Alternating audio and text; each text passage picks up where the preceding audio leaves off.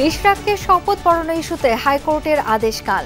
Blockade কর্মসূচিতে কয়েকটি শ্রমিক সংগঠনের সংহতি, কাল থেকে বাসাবাড়ির ময়লা নেয়া বন্ধের হুঁশিয়ারি। আমাদের এই দাবি আদায় না হওয়া পর্যন্ত আমরা রাজপথ ছাড়বো না। এখানে কোর্ট রায় দিয়েছে, সেই তারা কোর্টের রায়কে তারা অমান্য করছে। যত কুচক্রী মহলে থাকুক না কেন আমরা পিছু হটবো না। সাম্য হত্যার মূল হত্যাকারীর গ্রেপ্তার দাবিতে ছাত্রদলের শাহবাগ অবরোধ। সুপরিকল্পিতভাবে নির্বাচন পেছানোর ষড়যন্ত্র হচ্ছে, অভিযোগ বিএনপি মহাসচিবের।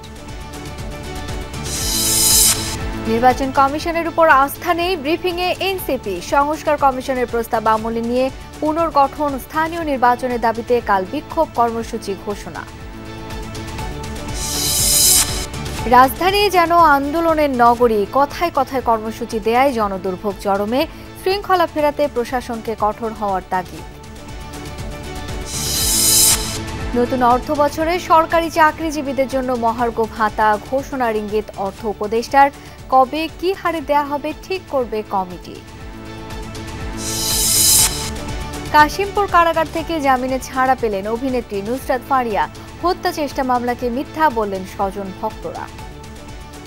হত্যা মামলা, আসলে সে হত্যা করতে গেছিল, এখানে ন্যায় বিচার আর এইসব বিষয় নিয়ে আসলে কথাই বলতে চাই। একটা সিনেমার জন্য তো এটা কখনোই কারোর সাথেই হওয়া উচিত না।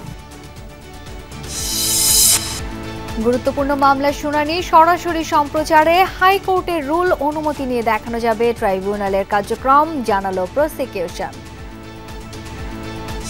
গাজায় বর্বরতা চালানোয় ইসরায়েলের সাথে বাণিজ্য আলোচনা স্থগিত করল যুক্তরাজ্য। তেল আবিবের উপর থেকে সমর্থন প্রত্যাহারের হুমকি ট্রাম্পের।